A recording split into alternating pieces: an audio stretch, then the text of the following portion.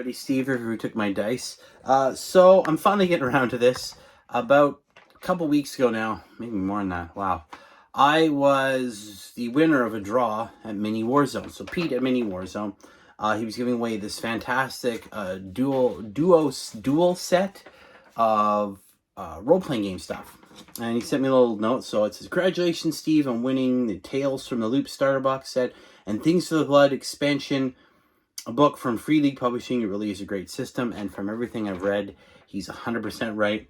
Your entry shout-out was awesome. I'd like to take opportunity to say a big thank you for all the support that you've shown me over the years. May this find you and your family well and happy. All the very best, my friend. Remember, all brushes lead to war, Pete." It was a very simple thing to do. Helping shout out other channels is always great. It's fun. It helps build this community. So we're going to dive down to take a look at what I won. Now, it's a really, really cool set. The original one is called Tales from the Loop. Role-playing in the 80s that never was. And it's really cool. And then obviously the next one is Things from the Flood, which is the sequel, which takes place in the 90s. So here we have the box that said Tales from the Loop starter set, role-playing in the 80s that never was. It's a very cool set here. Basically, it says it's set in the 80s, and it's got all the weird sci-fi crazy stuff that you expect. Obviously, this came out in, I think, 2017, so about the same time as a lot of the other stuff that was coming out, sort of the nostalgia for us millennials with our love of all things 80s now that we're all grown up. So I'm going to go bit by bit here. Obviously, all your dice, which is good. Lots of cool stuff. We have the rules, the stuff for the Game Master, a map. See the map here. The stats and the, excuse me, and these cards for the characters. I see there's two names. We'll get to that. They all have that. Linda or Aaron, Maria, Kelly, Frederick and Chad, Isabella, Patricia, or Tim. And it's got all the cool stuff. I'm going to go through one by one so we can see what everything is. So first off, rule book. This is really cool. So it's basically the weird and wild 80s. You can see there's machines everywhere. It says your landscape is full of machines of scrap metal connected to a facility in one way or another, always present on the horizon with the colossal cooling towers of the Bone reactor with their green obstruction lights. If you put your ear to the ground, you can hear the heartbeat of the loop, the purring of the gravitron, the central piece of an engineering magic that was the focus of the loop's experiments. So, yeah, lots of cool, weird sci-fi stuff. Now it comes here. The two loops, Swedish and US, obviously it's two settings, right? There are two settings in the game. The primary setting is the alternate version of the Swedish Malaren Islands. I probably said that wrong. I'm sorry. West of the capital, Stockholm. The second alternative setting is based in the U.S. town of Boulder City, Nevada, which has a loop of its own, and it is a sister facility to the Swedish loop. The mysteries written for the game are primarily based in the Swedish setting, but they provide alternate names and characters and locations for the U.S. setting.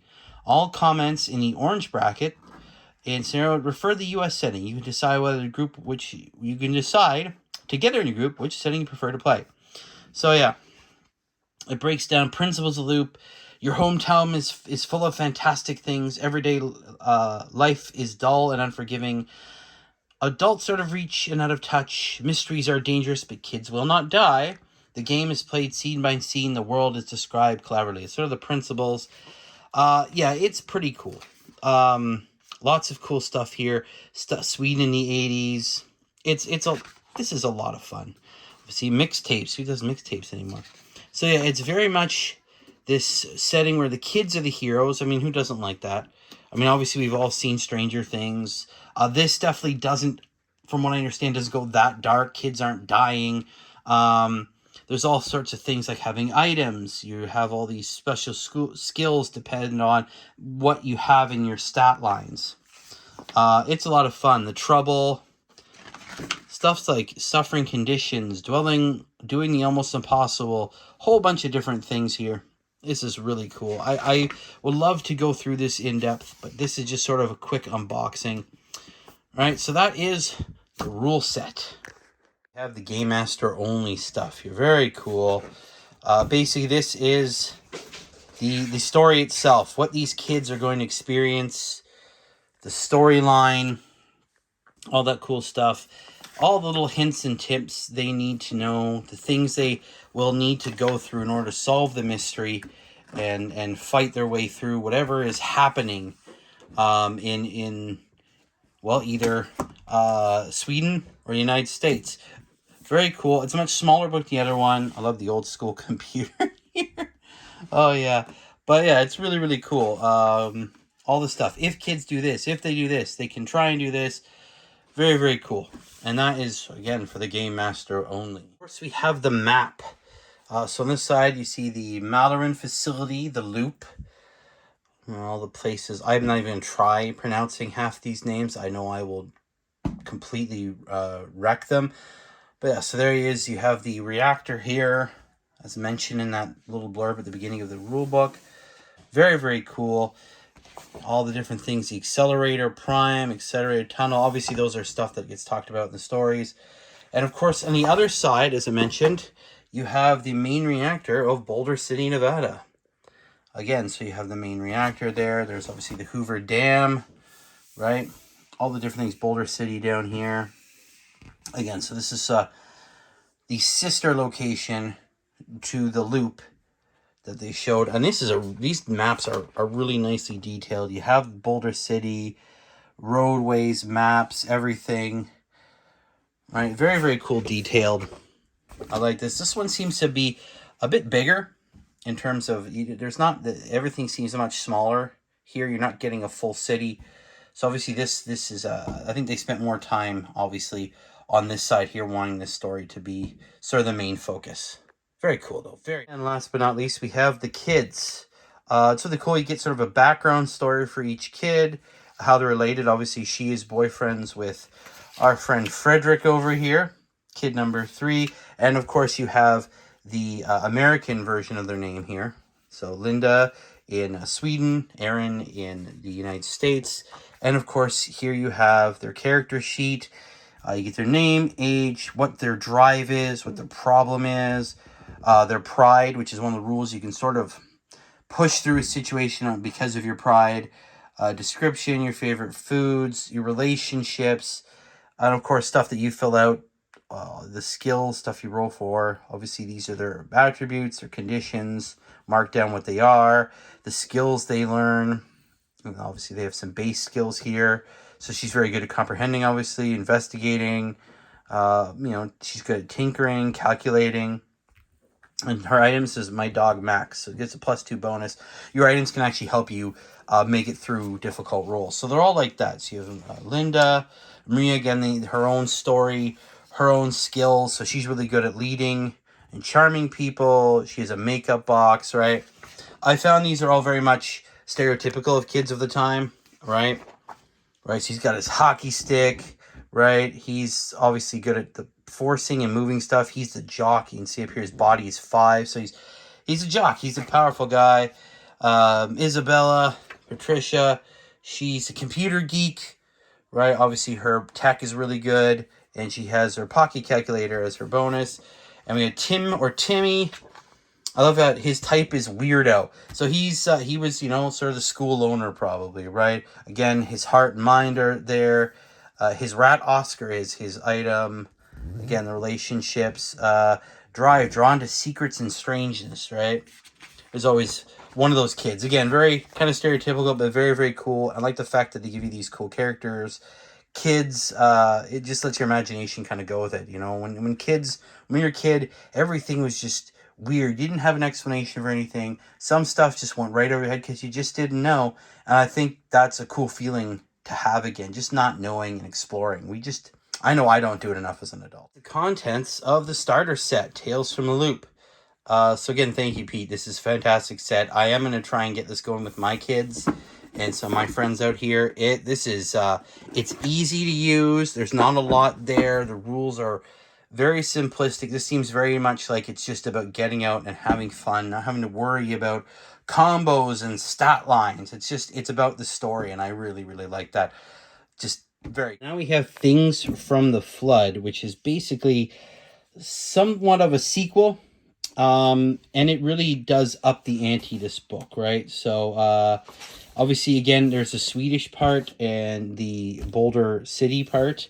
But yeah, it's, again, this one also sort of, I think, upped the darkness a bit and upped the risks. As you go through, you have an alternate 90s.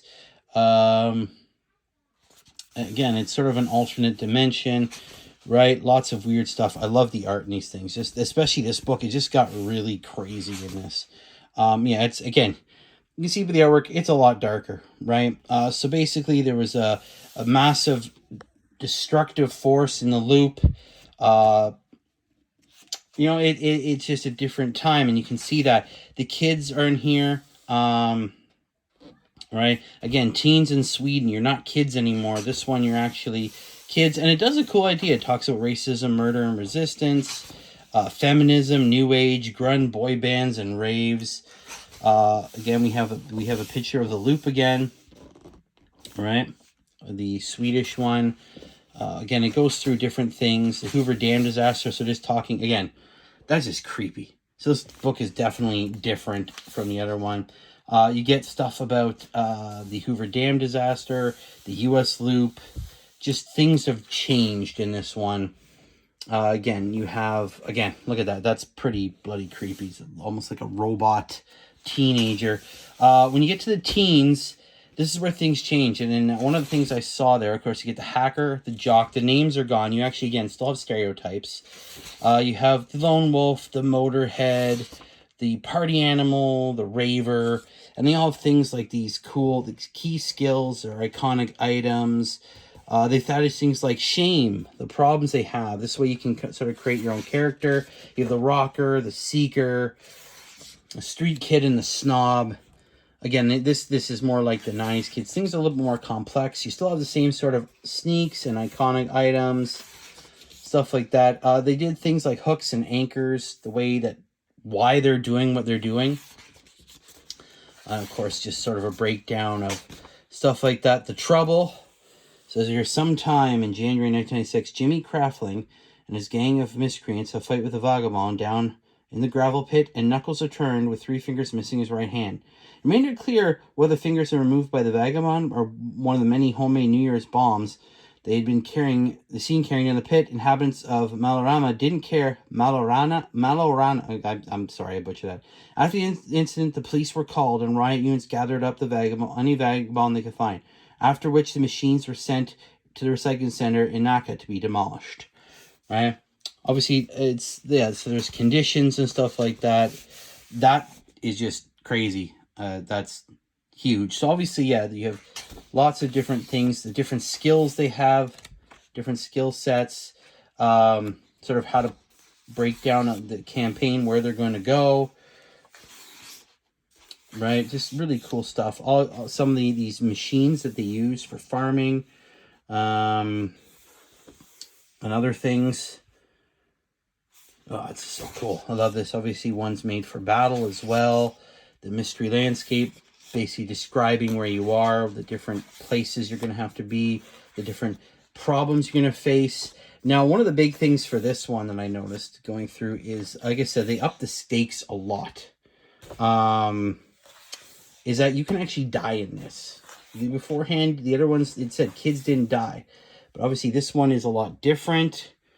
Oh, yeah, it's just such a wonderful book. The descriptions, the artwork, very, very cool. This is basically the stuff of what happens as it goes through the different chapters here. This is, you can see there's the main reactor there, Hoover Dam and all. There's the Swedish side. Very cool. I know this was a bit long. I do want to do a deep dive in this when I have a time to really, really read through it. But this was just an awesome prize to win. There's so much to go through here. I can't wait to try this. Again, thank you very much, Pete. This is awesome. There you have it, guys. That is the cool little, I'll say, unboxing reveal of this awesome set that Pete sent me from Mini Warzone. So again, thank you very much, Pete. It's super appreciated. I feel like I really won out in the end. That shout out You know, it didn't take very long to do it all. You have an amazing channel. So much cool stuff on there. I wish you nothing but the best. And thank you very much. So I'm going to sign off. I'll see you guys later. Keep rolling those dice. Bye.